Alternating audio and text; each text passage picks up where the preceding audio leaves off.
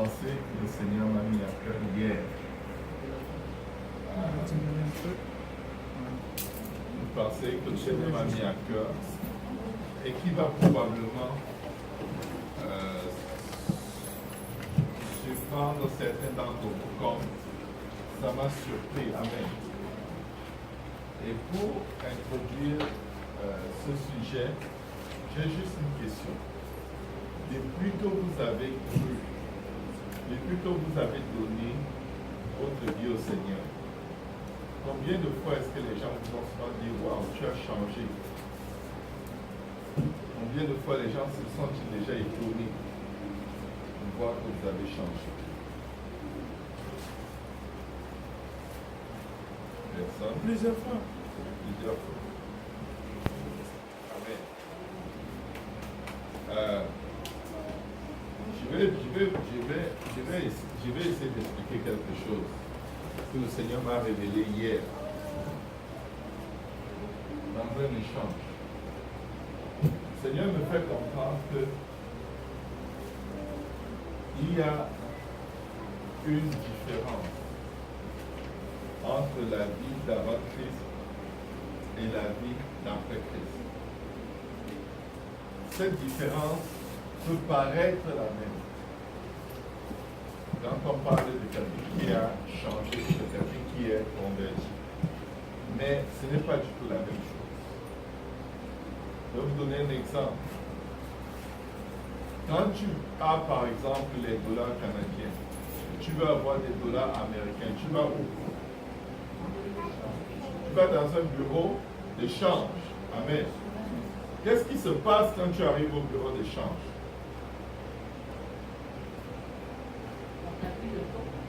On calcule le taux, c'est-à-dire la valeur de ta monnaie et la valeur de la monnaie que tu veux acquérir.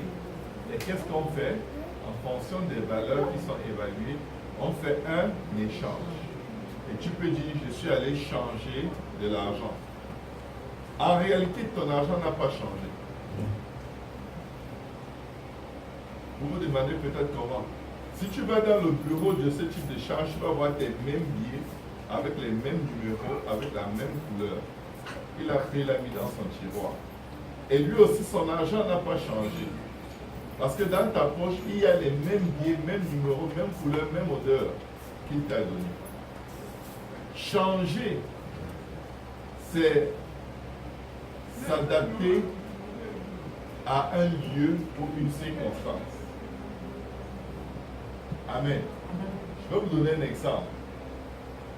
Quand on vient dans la maison du Seigneur, on voit, surtout quand vous arrivez pour la première fois, vous n'étiez pas converti, là vous venez, vous regardez tout le monde est comme des anges. C'est comme si, waouh, des gens honnêtes, des gens transparents, ils sont même beaux, tellement ils reflètent quelque chose qui représente Dieu. Mais là, subitement, tu rencontres quelqu'un avec qui tu as eu un accrochage sur la route. Il y a 2-3 semaines, voire un mois. Et vous vous êtes bien insulté. Là, subitement, tu te retiens, tu te dis, oh, même les mauvaises personnes comme ça sont ici. Ça, peut-être c'est pas une bonne église. Mais ce n'est pas le problème de l'église. Les gens changent quand tu viens dans la maison de Dieu. Je te donne l'exemple d'un homme qui est dictateur dans sa maison. Quand il arrive dans la maison de Dieu, il parle à sa femme gentiment. Il est poli, il est attentionné. Il te dit, oh les enfants, allez doucement. Mais quand il est à la maison, la même femme, les mêmes enfants, c'est hey, taisez-vous. Si vous parlez encore, je vais vous gifler. Voilà. Si tu continues, je vais appeler tes parents. Tu me déranges, tu m'énerves, tu ne vaux pas la peine. C'est le même. La veille, dimanche à l'église, c'était quelqu'un d'autre. Pourquoi? Il change. Changer, ce n'est pas être converti. Les pharisiens étaient des gens changés. Ça veut dire que Ils aimaient paraître saints en public. Ils mettaient des longues robes, faisaient des grandes prières publiques. Ils se faisaient voir. Changer, c'est prendre une valeur ou une image selon les circonstances. Amen. Dieu ne nous demande pas de changer. Dieu nous demande d'être transformés. Quand tu prends un morceau de viande et tu le transformes en saucisse, il n'est plus morceau. Il est viande hachée. Il est écrasé complètement. Il va avoir la forme que tu lui donnes. Mais avant de le transformer en viande hachée, il n'avait qu'une seule forme. Et peu importe comment tu le pliais, il allait garder sa forme. Parce que c'est la chair. La chair ne peut pas changer. La chair sera toujours chair, mais la chair et ses œuvres peuvent être transformées. Je vais vous donner des exemples plus concrets.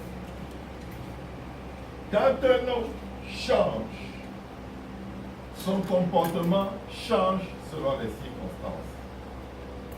Doux et gentil, là où il y a des chrétiens, mais l'impie des impies, là où il n'y a pas de chrétiens.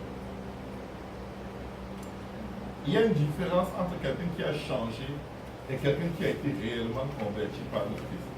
C'est pourquoi la Bible dit, si vous ne vous repentez pas et vous convertissez, la plupart du temps, on est au niveau de la repentance. C'est-à-dire, on change. Mais au niveau de la conversion, il faut être transformé. Amen. Quand tu as changé, ton comportement va continuer de changer selon les circonstances. Gentil dehors, méchant dans le secret. Poli dehors, impoli quand personne ne te voit ou quand il n'y a pas de chrétiens autour. Quand on change le dollar en euros, le dollar reste le dollar et l'euro reste l'euro.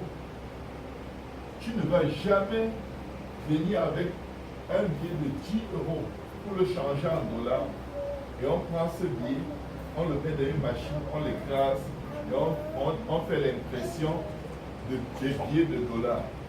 Le billet de dollars doit rester le billet de dollars et le billet d'euro doit rester le billet d'euro. C'est le propriétaire qui change. Et c'est la valeur que le propriétaire donne à cette chose qui est un changement. Quand on parle du taux d'échange, c'est-à-dire à quelle valeur suis-je prêt à céder ce que j'ai pour avoir ce que tu as à m'offrir. Amen. Amen. La valeur change. Quand tu arrives au travail, parce que tu te respectes, tu changes. Si tu ne te respectes pas, tu ne changes pas. Tu restes ce que tu es partout. Amen. Tu ne caches pas tes mauvais côtés. Mais parlons un peu de quelqu'un qui est converti. Quelqu'un qui est converti, pour vous aider à comprendre,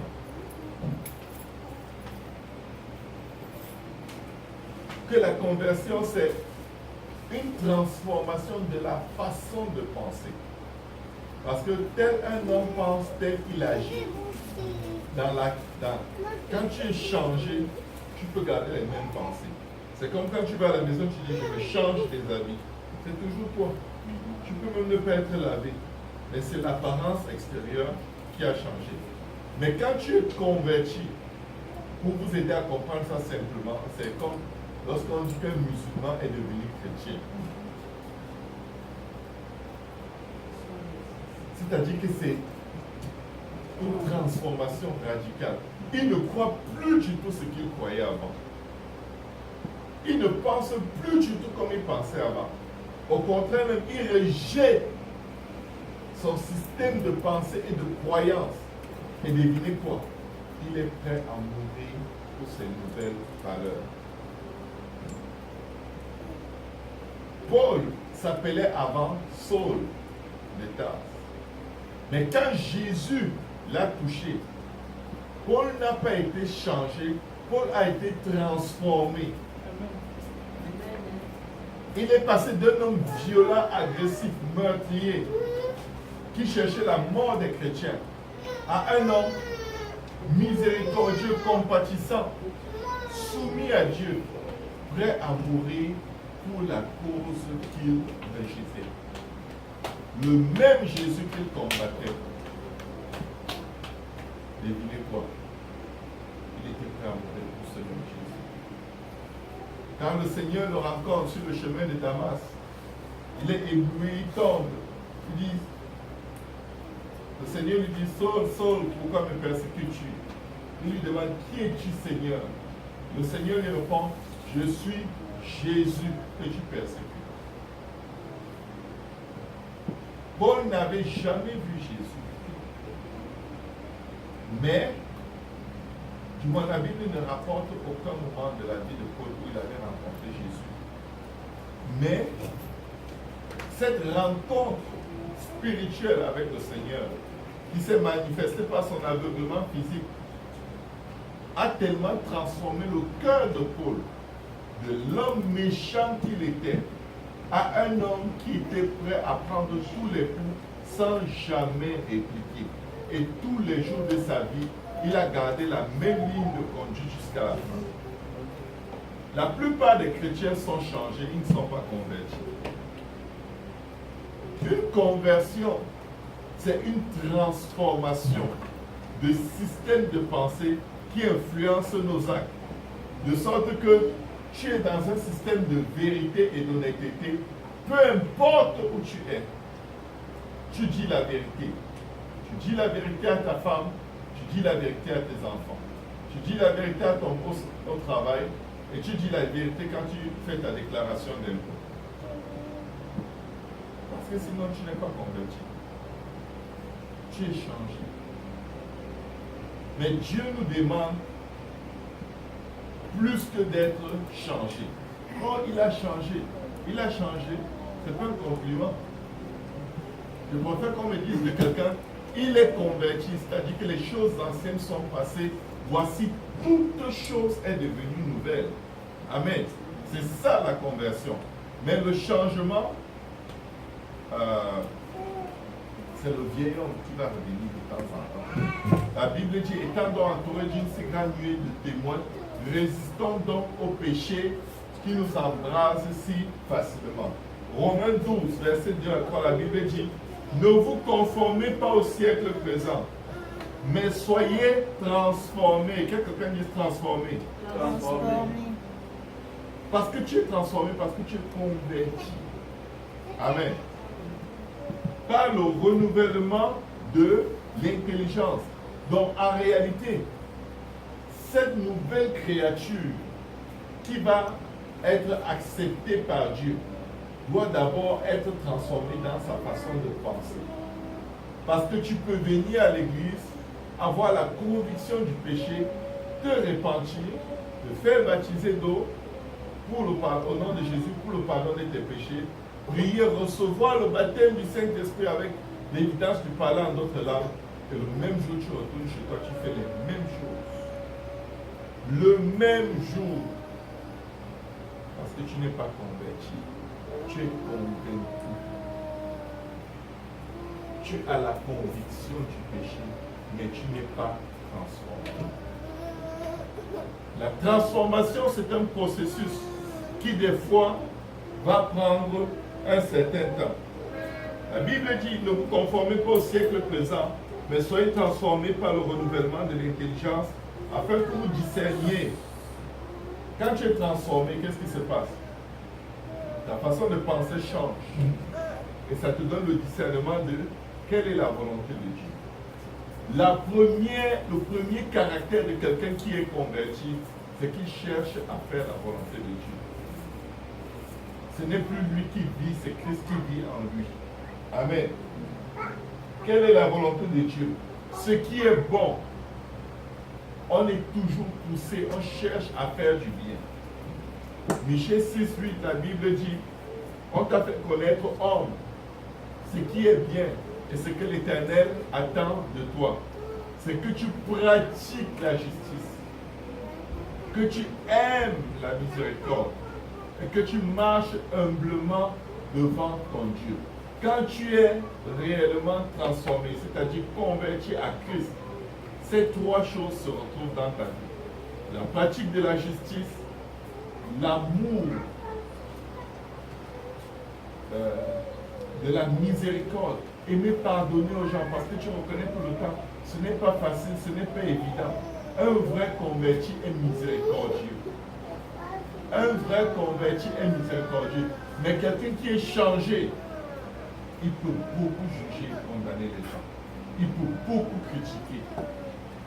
Parce que vu qu'il ne voit pas son péché, il a l'impression que tout le monde autour de lui, ce n'est des pauvres et des grands pécheurs. Amen. Afin que vous discerniez quelle est la volonté de Dieu, ce qui est bon, agréable et parfait. Écoutez mes frères et mes sœurs, nous devons être convertis. Nous devons être convertis. La vraie conversion, c'est ce que le monde appelle un lavage de cerveau. Parce que ton système de pensée est tellement rapproché de celui de Christ, pas de celui des hommes. Je n'encourage pas le lavage des cerveaux, mais nos cerveaux ont été lavés de la même façon de vivre que nous avons hérité de nos parents par le sang de Jésus-Christ. La Bible dit cela, c'est ce que vous étiez, certains d'entre vous. Mais vous avez été lavés, vous avez été purifiés, vous avez été sanctifiés au nom du Seigneur Jésus et par l'Esprit de votre Dieu. Donc si quelqu'un te dit qu'on t'a lavé le cerveau, tu dis oui, avec le sang de Jésus. Amen. Ils le disent de façon négative et péjorative, mais c'est le sang de Jésus-Christ qui nous a renouvelés, qui nous a transformés. Amen. Est-ce que quelqu'un peut dire merci Seigneur pour le sang de Jésus? Merci Seigneur pour le sang de Jésus. Merci Seigneur pour le sang de Jésus. Alléluia.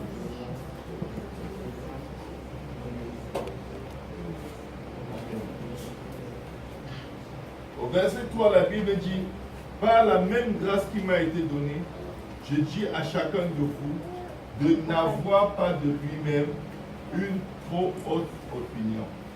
Ça, c'est la pierre d'achoppement des gens qui sont changés. Ils se pensent toujours meilleurs que les autres. Ils ont les meilleures idées que les autres, la meilleure façon de faire que les autres. Ils sont des génies. À leurs propres yeux, ils ont une opinion tellement haute d'eux-mêmes que ça prend une circonstance très humiliante pour les ramener à l'heure, pour les ramener au bon endroit. Amen. Et c'est triste, parce que nous voulons plaire à Dieu. Mais pour plaire à Dieu, la Bible dit que chacun de vous, que chacun de nous n'ait pas de lui-même une trop haute opinion. Amen. Amen. Mais de revêtir des sentiments modestes, selon la mesure de la foi que Dieu a départie à chacun. Alléluia. Gloire au nom de Jésus. Amen. Nous avons besoin de demander à Dieu de nous convertir. Nous avons besoin de prier à Dieu pour notre conversion. Le Seigneur, avant d'être livré, il marchait avec Pierre. Pierre était un homme changé, mais Pierre n'était pas un homme converti. Quand nous allons dans les Saintes Écritures, dans le livre de Luc, chapitre 22, verset 32, on va prendre à partir du verset 31. Luc 22 à partir du verset 31. Le Seigneur dit, écoutez bien, prends ça comme un message personnel à toi. Simon, Simon, Satan vous a réclamé pour vous cribler comme le froment. Mais j'ai prié pour toi, afin que ta foi ne défaille point. Wow.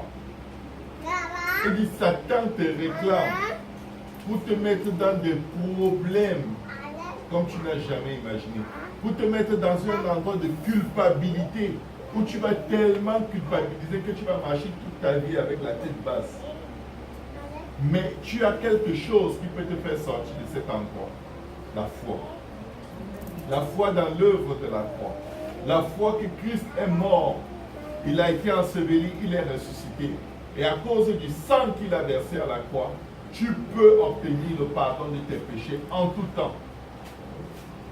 La Bible dit que si nous nous repentons et nous nous faisons baptiser d'eau au nom de Jésus pour le pardon de nos péchés, le Seigneur lave nos péchés et il les jette dans la mer de vie. Mais regardez ce que le Seigneur dit à Pierre. Satan vous a réclamé pour vous cribler comme le froment. Mais j'ai prié afin que ta foi ne défaille point. C'est-à-dire que tu gardes la foi. Parce qu'il n'a pas prié pour que Satan ne le crible pas. Nous, on n'aime pas que les mauvaises choses nous arrivent. Je vous dis, mes frères, mes soeurs, il y a des mauvaises choses qui vont nous arriver parce que cela concourt au bien de ceux qui aiment Dieu. Mais il dit à Pierre, quand tu seras converti, Pierre qui marchait avec le Seigneur lui dit, quand tu seras converti, il est en train de dire à Pierre, tu n'es pas encore converti. Tu marches avec moi, mais tu n'es pas converti. Tu pries, mais tu n'es pas converti. Tu guéris les malades, mais tu n'es pas converti. Tu ouvres les yeux des aveugles, mais tu n'es pas converti. Tu fais plein de miracles à mon nom, mais tu n'es pas converti. Tu es encore un lâche des lâches, un traître, un calomniateur, un corrompu, peu importe. Il y a encore trop de mauvaises choses en toi. Mais il dit, quand tu seras converti, c'est-à-dire quand tu arriveras là où je veux que tu arrives, pour être comme moi, qu'est-ce qu'il lui a demandé de faire? Affermis tes faits. Tu ne peux pas affermir quelqu'un quand tu n'es pas affermi, quand tu n'es pas converti. Tu peux beaucoup parler de Dieu et faire plein de choses au nom de Dieu, mais jusqu'à ce que tu sois converti, tu peux te retrouver un jour devant Dieu et il te dit, je ne t'ai pas connu. Oui. C'est pourquoi la Bible dit qu'en ce jour-là, beaucoup lui diront, n'avons-nous pas chassé les démons en ton nom? N'avons-nous pas fait beaucoup de miracles en ton nom?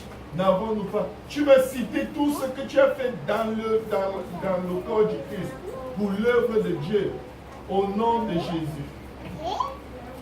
Mais Dieu va dire, je suis désolé. Oh, I didn't know that you probably speak English. We could have it like it was just.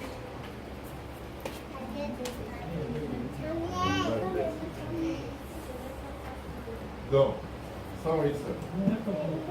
So, le Seigneur veut qu'on soit converti. Pierre n'était pas converti. Tu peux être utilisé par Dieu dans des dons spirituels. Tu peux donner ta vie même en sacrifice pour l'œuvre de Dieu, mais tu n'es pas converti. Tu es changé. Tu es adapté. Tu fais comme tout le monde. Tu fais un suivisme spirituel qui est très dangereux. Ton cœur est le même, ta méchanceté est la même, ta cupidité est la même, ta jalousie est la même, ton esprit d'escroquerie, c'est la même chose. Dès qu'une situation se présente, tu découvres que c'est ce que tu faisais avant de venir au Seigneur que tu es encore en train de faire. Nous devons prier pour notre conversion pour que le monde. Nous sommes en train de prier pour que les âmes se convertissent. Nous sommes en train d'évangéliser pour que les âmes se convertissent. Et nous ne sommes pas convertis. C'est paradoxal. Pierre prêchait l'évangile, il n'était pas converti. Pierre marchait avec Jésus. Ils allaient deux par deux. Quand il les a envoyés 70, aucun d'eux n'était converti. Wow. Aucun d'eux n'était converti. Ils suivaient le Seigneur parce qu'ils n'avaient pas le choix. Ils avaient tout laissé pour lui. Ils ne pouvaient pas s'arrêter en eux. C'est pourquoi entre eux il y avait des batailles. Entre eux il y avait des chicanes. celui-ci veut être à la gauche, à la droite du Seigneur, parce qu'eux, ils n'étaient pas convertis. Ils étaient changés. C'est-à-dire qu'ils ne faisaient plus comme tout le monde dans l'apparence, mais leur cœur était resté le même. Allons-nous être changés ou allons-nous être convertis? Ce que nous démontrons à l'extérieur doit s'accorder avec ce que nous sommes à l'intérieur. Sinon, on est dans des sérieux problèmes avec Dieu. Le Seigneur dit à Pierre, Satan vous a réclamé pour vous cribler comme le froment. Mais j'ai prié pour toi, afin que ta foi ne défaille point. Mais quand tu seras converti, révélation. Pierre s'est bien fâché. Pierre n'était pas content que le Seigneur lui dise des choses pareilles. Tu veux dire quoi? Que je n'ai jamais cru en Dieu. Mais oui, même les démons croient en Dieu. Aucun démon ne peut se convertir. Aucun démon n'a une repentance réelle. Même quand Satan fléchit les genoux pour dire Jésus est Seigneur, il n'est pas en train de se repentir. Il est forcé par la puissance de Dieu de l'obtenir. Quand tu seras converti, affermis tes frères. Affermis tes frères. Seigneur, lui dit Pierre, je suis prêt à aller avec toi en prison et à la mort. C'est toujours comme ça, quand on n'est pas converti, on ne pas. On va toujours discuter. On va toujours dire non, ça ne s'applique pas à moi. Ce n'est pas comme ça, ce n'est pas tout à fait ça. Et Dieu, Seigneur, tu ne sais pas qui je suis. Je suis même déjà mort pour toi, ce n'est que mon corps qui te suit maintenant. Je vais te suivre partout. Tu sais, quand le Seigneur commence à t'avertir que tu n'es pas à l'endroit où tu dois être, il faut juste te taire et dire Amen. Amen. Et dire à Dieu, aide-moi. Parce que quand tu argumentes, la preuve que tu n'es pas converti, elle va se manifester dans un délai tellement rapproché que tu ne peux même pas imaginer. Il dit, Seigneur, écoutez ce que Pierre dit quand il entend la parole de Dieu.